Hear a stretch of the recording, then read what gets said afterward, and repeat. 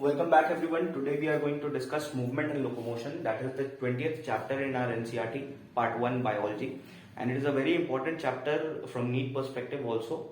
So without wasting any time, let's start this chapter. Now the first thing that comes into mind is what is locomotion and what is movement and how are even they different from each other. So the answer is जो हमारी movement होती है that can also occur at a very small level where there is no net change in position. Whereas जहां पर भी locomotion होगी there is a net change in position. जैसे कि आप मूवमेंट ऐसे भी देख सकते हो कि हमारे ट्रेकिया के अंदर सीलिएटेड एपिथेलियम होती है जिनमें से सीलिया डस्ट पार्टिकल्स को रिमूव करने के लिए कुछ कुछ मूवमेंट करता होता है. तो that is a form of movement but that is not locomotion. What is locomotion? In locomotion there is absolute, there is always a net change in position. Okay, the locomotion को आप ऐसे देख सकते हो कि it is a special kind of movement where there is change in position. Okay, इसके examples locomotion के आप आराम से दे सकते हो. Walking, climbing, swimming, all these are locomotions. इसके बाद हमें पढ़ना है कुछ सिंपल ऑर्गेनिजम्स का मोशन किस तरह का होता है, मूवमेंट किस तरह का होता है, जो हमारी एनसीईआरटी में दिया हुआ है. तो सबसे फर्स्ट एग्जांपल दिया हुआ है अमीबा का. मैं इसको पॉइंट वाइज लिख देता हूं. अमीबा का दिया है, फिर हमारे को दिया है पैरामीशियम का और हाइड्रा का. ये तीन सिंपल मतलब स्मॉलर ऑर्गेनिजम्स हैं, इनका डिफरेंट डिफरेंट मूवमेंट दिया हुआ है. तो अमीबा के अंदर जो मूवमेंट होती है it is by cytoplasmic. It is a simple movement, is a very simple movement और इसका कॉज होता है क्या? Cytoplasmic streaming. आप इसका स्क्रीनशॉट भी ले सकते हो. उसके बाद डायरेक्टली क्वेश्चन ऐसे पूछ लेते हैं कि साइटोप्लाज्मिक स्ट्रीमिंग कौन सा ऐसा ऑर्गेनिज्म है जिसके अंदर साइटोप्लाज्मिक स्ट्रीमिंग होती है मूवमेंट के लिए. तो आपको आंसर में डायरेक्टली मिल जाएगा अमीबा. जो हमारा सेकंड है वो है पैरामीशियम. पैरामीशियम के अंदर एक बहुत ही सीलिया जो होता है, सीलिया हेल्प करता है, helps in passing food through साइटोफैरिंक्स.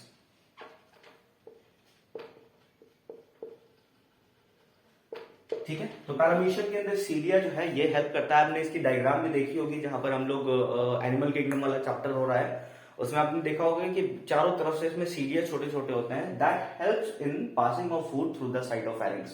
और जो तीसरा दिया हुआ है इसकी लोकोमोटरी स्ट्रक्चर है टेंटेकल्स. ये लोकोमोटरी स्ट्रक्चर भी मैं इसलिए कह रहा हूं क्योंकि इसके थ्रू हाइड्रा मूव भी करता है. ओके, और दूसरा जो है इसके थ्रू कैच भी करता है प्रे. टेंटेकल्स यूज करता है फॉर कैचिंग प्रे, मतलब अपने शिकार को पकड़ने के लिए और मूवमेंट के लिए, एंड फॉर मूवमेंट. ये दोनों के लिए जो है हमारा हाइड्रा यूज करता है टेंटेकल्स. ठीक है, ये तीनों आप जल्दी से स्क्रीनशॉट ले लो या फिर तो अगर लिख रहे हो तो लिख लो. मैं वैसे सजेस्ट करूंगा आप स्क्रीनशॉट ही ले लो. इसके बाद जो हमने पढ़ना है वो ये है कि what are the different kind of movement in all organisms और which are the parts involved और उनका क्या सिग्निफिकेंस है. तो डिफरेंट टाइप ऑफ मूवमेंट्स पढ़ने से पहले मैं आपको बता देता हूं कि कौन कौन से डिफरेंट टाइप ऑफ मूवमेंट्स होते हैं और उनकी क्या स्पेशलिटी होती है. Number 1 is amoeboid movement. Okay, amoeboid movement होती है. दूसरी एक होती है हमारी सीलियरी मूवमेंट. सब सेल्फ एक्सप्लेनेटरी है, आप नाम से ही समझ जाओगे. थर्ड जो हमारी होती है मस्कुलर मूवमेंट, जिसको हम डिटेल में इस चैप्टर में पढ़ने वाले हैं. और फ्लैजेलर मूवमेंट, जिसमें फ्लैजेला इन्वॉल्व होता है ना, फ्लैजेलर मूवमेंट. ये सारी जो मूवमेंट है हमारी, इनके बारे में हम अभी पढ़ने वाले हैं. तो अमीबॉइड मूवमेंट में बेसिकली क्या होता है कि एक सूडोपोडिया मतलब एक फॉल्स फीट फॉर्म होती है. फॉल्स फीट मतलब एक नकली फीट फॉर्म होती है due to the streaming of our is by the streaming of protoplasm. Sorry, इसमें क्या है आपको याद रखना है कि इट इज अफेक्टेड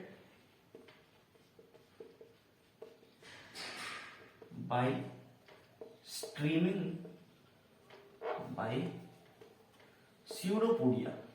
स्यूडो का मतलब आप जानते होंगे, जिसका मतलब होता है फॉल्स, और पोडिया का मतलब होता है फीट. तो जो हमारी एमीबॉइड मूवमेंट है it is affected by the pseudopodia formed by, कैसे फॉर्म होती है? Formed by streaming of protoplasm.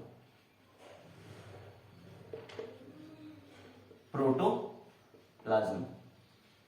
ठीक है, एमीबॉइड मूवमेंट ऐसी होती है। दूसरी हमारी होती है ciliary movement. Internal tubular organs जो होते हैं हमारे, जैसे कि हमारा ट्रेकिया या जैसे कि हमारा ईसोफेगस या फिर तो रिप्रोडक्टिव ट्रैक्ट्स, ये सब जो हमारा जो इंटरनल ट्यूब्यूलर ऑर्गन है, इनके अंदर एक सीलिएटेड एपिथेलियम की लाइन होती है। ओके, ये जो सीलियरी मूवमेंट है हम इसको अच्छे से डिस्कस कर रहे हैं। अभी मैं 2 मिनट के लिए मस्कुलर और फ्लैजुलर को हटा देता हूं। तो ये एग्जिबिट कौन सा करते हैं? इंटरनल ट्यूब्यूलर ऑर्गन्स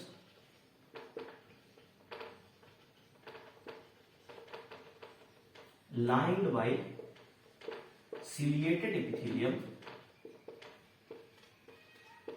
ये जो है ये वाली सीलियरी मूवमेंट को परफॉर्म करते हैं। ठीक है, और इसके कुछ एग्जांपल्स मैं आपको अगर दे दूं तो आप ये देख सकते हैं, मैंने आपको भी पहले ही बताया होगा कि डस्ट पार्टिकल्स जो रिमूव होता है, इसके जो एग्जांपल नंबर 1 है वो है ट्रेकिया के अंदर से डस्ट पार्टिकल रिमूव होता है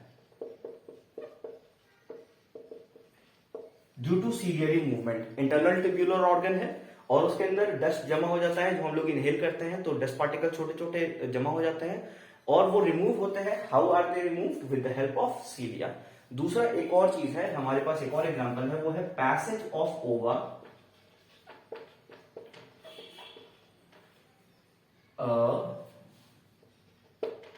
in reproductive tract. This is also a form of female reproductive tract जो होता है हमारा, उसमें जो पैसेज होता है ओवा का, आपको ये स्ट्रक्चर तो याद ही होगा, ऐसा ये हाँ इस तरह का, हाँ इस तरह का स्ट्रक्चर रहता है। तो यहां पर से यहां से ये आपका मान लीजिए जो ये ओवा है, ये पास कर कर करके जो एक जंक्शन पे पहुंचता है, वो जंक्शन पे यहां से यहां पर से यहां तक पहुंचने के लिए, इस पोजीशन पे पहुंचने के लिए ये सीलियरी मूवमेंट ही यूज होती है। तीसरा जो हमारा एग्जांपल है वो है हमारा मस्कुलर मूवमेंट, जिसके बारे में हम लोग अच्छे से पढ़ना चाह रहे हैं। तो मस्कुलर मूवमेंट जो है ये कोई एक ऐसी सिंपल मूवमेंट नहीं है। मस्कुलर मूवमेंट के बारे में आपको ये पता होना चाहिए, स्क्रीनशॉट ले लो। आप वैसे रोक के भी स्क्रीनशॉट ले सकते हैं क्योंकि वीडियो पॉज हो सकता है, that is a facility available and you can avail that facility. तो हमारी जो थर्ड मूवमेंट जो हमने पढ़नी है वो है हमारा मस्कुलर मूवमेंट। और मस्कुलर मूवमेंट जो है ये एक बहुत ही कोऑर्डिनेटेड मूवमेंट होता है और इसमें 3 सिस्टम कोऑर्डिनेट कर करके इस मूवमेंट को ब्रिंग करते हैं, जो हमारा स्केलेटल सिस्टम है, मस्कुलर सिस्टम है और नर्वस सिस्टम है, ये न्यूरल सिस्टम है। ये तीनों का एक highly coordinated activity bring out a muscular movement. Okay, इसमें जो हमारी मसल की एक कॉन्ट्रैक्टाइल प्रॉपर्टी है, कॉन्ट्रैक्ट करने की जो प्रॉपर्टी है, बहुत ही यूजफुल होती है। ये अकर ही इसलिए होता है due to contractile property of muscles.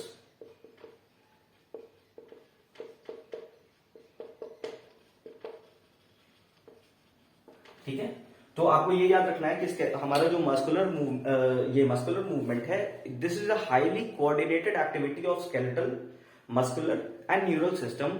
And हम इसमें से किस प्रॉपर्टी को बहुत यूज करते हैं? मसल्स की कॉन्ट्रैक्टिलिटी, कॉन्ट्रैक्टाइल प्रॉपर्टी जो है, इसको हम काफी यूज करते हैं in all the muscular movement. After this हमारे पास बस एक और मूवमेंट बच गया है जो कि है फ्लैजेला। उसके बाद हमारे पास मूवमेंट्स अलग अलग खत्म हो गए हैं। इसके बाद हम पढ़ेंगे कि अलग अलग तरह के मसल्स कौन से होते हैं। तो फ्लैजेलर मूवमेंट, इसके मैं कुछ एग्जांपल आपको बता देता हूं। नंबर 1, आप फ्लैजेलर मूवमेंट अगर खुद से भी देखिए तो आप ये आपने पढ़ा होगा, जहां पर ये 12th क्लास में पढ़ाई होती है, फर्स्ट चैप्टर में पढ़ाई होती है कि स्पर्मेटोजोआ जो स्विम करता है,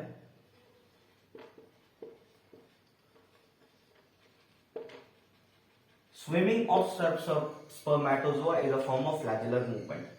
ठीक है, मैं उसको शॉर्ट में लिख दे रहा हूं कि जल्दी जल्दी हम लोग खत्म कर लें। आप, मैं बोल भी दे रहा हूं डेफिनेशन कि हम लोग इजीली ज्यादा लिखे नहीं, छोटा बोर्ड भी है। तो स्पर्मेटोजोआ जो स्विम करता है, स्पर्मेटोजोआ का swimming, that is due to a flagellar movement. एक और जो हमारा एग्जांपल इसके लिए हम ले सकते हैं वो है maintenance of the maintenance of the water current in canal system of sponges. आपने स्पॉन्जेस पढ़ा होगा, हमारे पास जो एनिमल किंगडम का चैप्टर है उसमें सबसे फर्स्ट ही आता है हमारा स्पॉन्ज। तो स्पॉन्ज के अंदर एक कैनाल सिस्टम होता है, इस तरह का कैनाल सिस्टम होता है, और इसके अंदर से पास होता है सारा वाटर और वाटर लेडन फूड, जो भी फूड है वाटर के साथ पास कर जाता है। तो ये इस सिस्टम को हम कहते हैं वाटर कैनाल सिस्टम। जैसे अपने पास है ना डाइजेस्टिव सिस्टम या अलग अलग तरह के सिस्टम, तो स्पॉन्जेस में ये खाना पीना का एक सिस्टम है वाटर कैनाल सिस्टम, ठीक है। और ये water canal system how is it possible, ये कैसे पॉसिबल हो पाता है, due to flagellar movement. Okay, the third example is that हमने ये पढ़ा होगा कि यूग्लिना जैसे प्रोटोजोन्स जो होते हैं थर्ड, इनका जो लोकोमोशन होता है, locomotion of protozoans like Euglena, ये तीनों आप अच्छे से याद कर लेना है, क्योंकि फ्लैजुलर मूवमेंट के बारे में मैंने तो एक बार 2-3 बार अच्छे से रिवाइज किया ही है, देखा ही है अच्छे से, कि इससे ज्यादा कुछ लिखा नहीं है। डिटेल में जाने के लिए तो हम लोग पूरी चैप्टर पूरा 1 घंटे का वीडियो बना सकते हैं सिर्फ फ्लैजुलर मूवमेंट के ऊपर, बट जो लिखा है मैं चाहता हूं कि आप उसको अच्छे से याद रखो। कम से कम इधर उधर की बात अगर कुछ करेंगे तो आप उसको भी याद रखोगे तो एक एक्स्ट्रा आपके ऊपर रहेगा, पर ये जो लिखा है वो तो आपने याद रखना ही रखना है। तो मैं चाहता हूं कि आप वही याद रखो। फ्लैजुलर मूवमेंट का एक एग्जांपल याद रखो कि स्विमिंग ऑफ द स्पर्मेटोजोआ। दूसरा है हमारा कि वाटर कैनाल सिस्टम जो होता है हमारे स्पॉन्जेस के अंदर, इसका जो ये वाटर कैनाल सिस्टम काम कैसे करता है, and this works due to the flagellar movement. Third जो है हमारा वो है हमारा कि जो हमारे कुछ प्रोटोजोन्स होते हैं जस्ट लाइक यूग्लिना, उनके अंदर जो मूवमेंट होती है, मतलब एक लोकोमोशन होती है, एक पोजीशन से दूसरे पोजीशन अगर यूग्लिना जाएगा, euglena from here to here अगर जाएगा, तो ये जो मूवमेंट का कॉज है that is also flagellar movement, ठीक है। तो इसी के साथ हमारे पास कंप्लीट हो चुका है कि डिफरेंट काइंड ऑफ मूवमेंट क्या होता है, एटलीस्ट फ्रॉम एनसीईआरटी तो कंप्लीट हो ही चुका है। अब हम लोग क्विकली डाइव करेंगे into muscles, what are muscles, what are the different type of muscles, और उसके बाद हम लोग पढ़ेंगे कि मसल फाइबर कैसे होते हैं, और उसके बाद स्केलेटल सिस्टम पढ़ेंगे होपफुली। तो मैं इसको डिलीट कर देता हूँ, इरेज कर देता हूँ, आप एक बार जल्दी से इसको स्क्रीनशॉट कर लो, पूरे को इरेज कर देता हूं मैं। चैप्टर तो हमें जल्दी जल्दी करना है।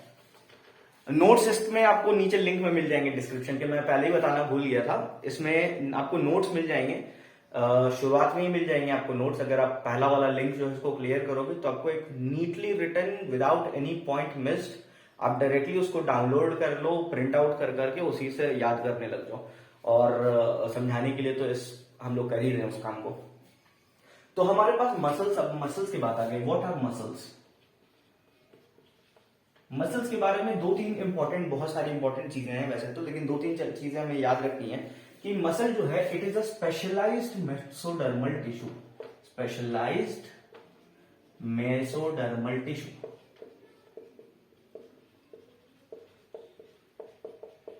मैं ये आपको बताना चाह रहा हूं एक बात कि अगर आप सिर्फ स्क्रीनशॉट ले लो और उस चीज को अच्छे से याद कर लो, मेरे को नहीं लगता है कि आपका कोई भी पॉइंट मिस होगा और आपके बिल्कुल फिंगर टिप से पहुंच जाएगा। तो नंबर 1 पॉइंट जो हमें याद रखना है वो है muscles are a specialised mesodermal tissue. जो सेकंड पॉइंट हमें याद रखना है वो ये है कि 40 to 50% of adult body wait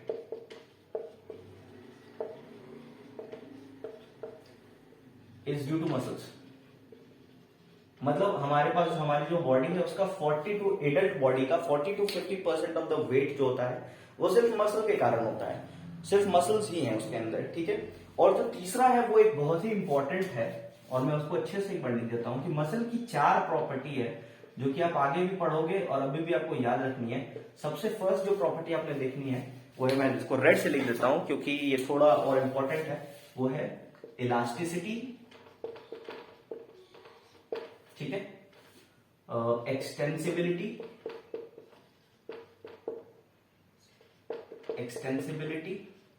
तीसरी जो प्रॉपर्टी है वो है कॉन्ट्रैक्टिलिटी, और जो हमारी चौथी और सबसे इंपॉर्टेंट नहीं, सारी तो एक excitability. Muscles are also excitable, excitability.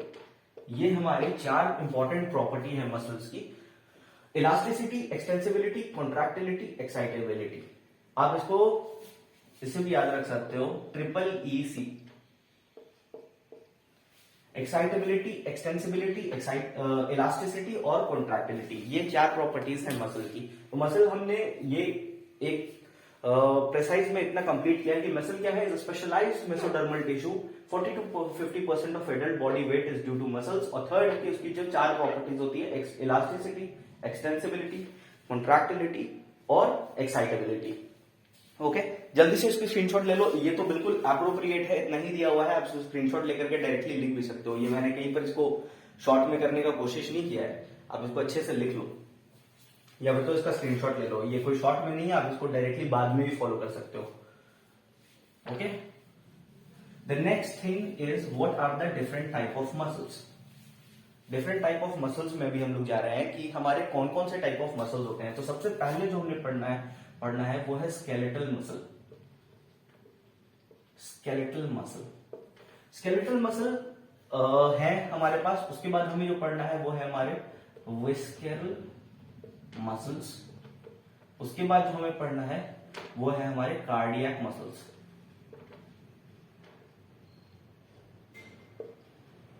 ठीक है, तो स्केलेटल मसल्स जो होते हैं दे अपीयर स्ट्राइप्ड और स्ट्रिएटेड अंडर माइक्रोस्कोप। माइक्रोस्कोप जो हमारा होता है, अगर हम माइक्रोस्कोप के अंदर एक स्केलेटल मसल को देखें, हम इस चैप्टर में पढ़ेंगे अच्छे से स्केलेटल मसल को। अगर हम इस चैप्टर में देखें तो हमारे पास जो स्केलेटल मसल होते हैं अंडर अ माइक्रोस्कोप, एक माइक्रोस्कोप के अंदर ये कैसा दिखता है, स्ट्राइप्ड और स्ट्रिएटेड। ठीक है, स्ट्राइप्ड आप समझ ही रहे हैं, स्ट्रिएटेड आप समझ ही रहे हैं कि कैसा होता है। स्ट्राइप्ड दिखने का मतलब है कि ऐसा दिखता है, ऐसा दिखता है, स्ट्राइप्ड दिखते हैं उसके अंदर स्केलेटल मसल। और कहां दिखते हैं, माइक्रोस्कोप के अंदर।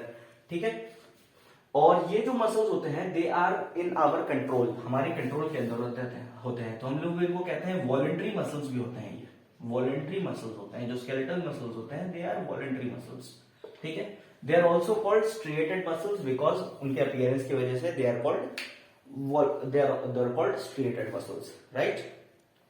इसके बाद हमारे हैं विस्केरल मसल्स, जो कि हमारे विस्केरल इंटरनल ऑर्गन्स जो होते हैं, हॉलो विस्केरल ऑर्गन्स में होते हैं ये विस्केरल मसल्स, और ये अनस्ट्रिएटेड या स्मूथ दिखते हैं, अनस्ट्रिएटेड या स्मूथ दिखते हैं, और ये हमारे वॉलंटरी कंट्रोल में नहीं होता है। तो ये मसल्स जो हैं हमारे, जैसे कि कहाँ होते हैं, हॉलो विस्केरल ऑर्गन्स में दिखते हैं ये मसल्स, जो हमारे विस्केरल मसल्स होते हैं, जैसे एलिमेंट्री कैनाल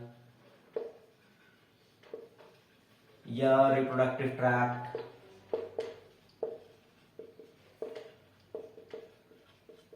ये विस्केरल ऑर्गन्स जो होते हैं, hollow visceral organs of a body होते हैं, वहां पर हमारे ये मसल्स प्रेजेंट होते हैं।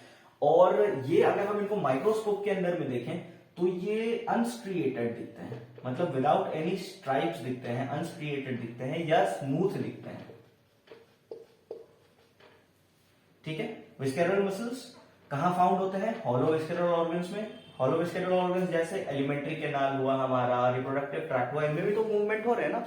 हमारे एलिमेंट्री कैनाल में पेरिस्टालिटिक मूवमेंट होता है, रिप्रोडक्टिव ट्रैक्ट के अंदर द पैसेज ऑफ ओवा, the transfer of sperm into ओवा, ये सारी चीजें जो होती हैं ये मूवमेंट होती हैं, और ये विस्केरल मसल्स होते हैं वहां पर इन्वॉल्व होते हैं।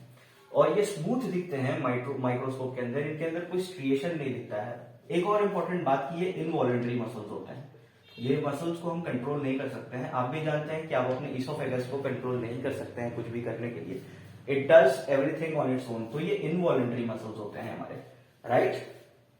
इसके बाद जो हमारे पास थर्ड है, इसका 2 एग्जांपल जो मैंने आपको दिया कि पेरिस्टालिसिस, इसका एक एग्जांपल हुआ, बहुत अच्छा सा एग्जांपल, पेरिस्टालिसिस जो कि ऑसोफेगस में होता है, और movement in the reproductive tract.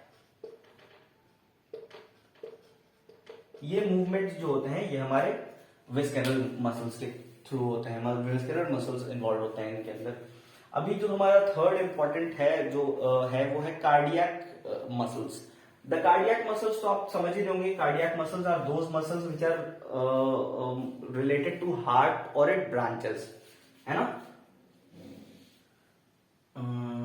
हाँ, मैं इसको यहां पर लिख लेता हूं क्योंकि फिर तीनों एक ही में हो जाएगा और अच्छे से हो जाएगा। कार्डियक जो मसल्स होते हैं हमारे, हार्ट एंड इट्स ब्रांचेस, जो बॉडी में एक हमारा कार्डियक पूरा सिस्टम बना हुआ है, उसके जो मसल्स होते हैं, जैसे नोडल मस्कुलेचर होता है हमारे हार्ट के अंदर, ये सारे मसल्स जो होते हैं that are called cardiac muscles. और इनको भी जब माइक्रोस्कोप में देखा जाए तो बिल्कुल स्केलेटल मसल की तरह स्ट्राइप्ड दिखते हैं ये, ठीक है। और ये जो होते हैं वो इनवॉलेंट्री होते हैं, ये भी आप जानते हैं कि हमारा जो कार्डियक मसल्स है they are not in directly control, direct control हमारे कंट्रोल में तो है नहीं वो, तो ये भी इनवॉलेंट्री होते हैं। तो इसमें से आपको एक बहुत ही अच्छी पैटर्न मिल गई कि ये स्ट्राइप्ड और वॉलेंट्री, ये अनस्ट्राइप्ड और इनवॉलेंट्री, और ये स्ट्राइप्ड और इनवॉलेंट्री, ठीक है। मतलब यहाँ जो स्केलेटल मसल है ये स्ट्राइप्ड है और वॉलेंट्री है, मतलब ऐसा स्ट्राइप्ड दिखता है माइक्रोस्कोप के अंदर, और कंट्रोल में भी है। हमारे विस्केरल मसल जो है ये स्मूथ दिखता है और हमारे कंट्रोल में भी नहीं है। और जो तीसरा है कार्डियक मसल, ये हमारा स्ट्राइप्ड तो दिखता है पर इनवॉलेंट्री है, हमारे कंट्रोल में नहीं है। तो एक पैटर्न आपको दिख रहा होगा यहाँ पर, एक 3 पार्ट में पेजेस को डिवाइड करके आप डायरेक्टली भी लिख सकते हैं शॉर्ट में, शॉर्ट के लिए आपके आसान हो जाएगा। ओके, तो हमारे पास ये तो मसल्स का काम हो ही गया। जल्दी से अभी हम पढ़ने वाले हैं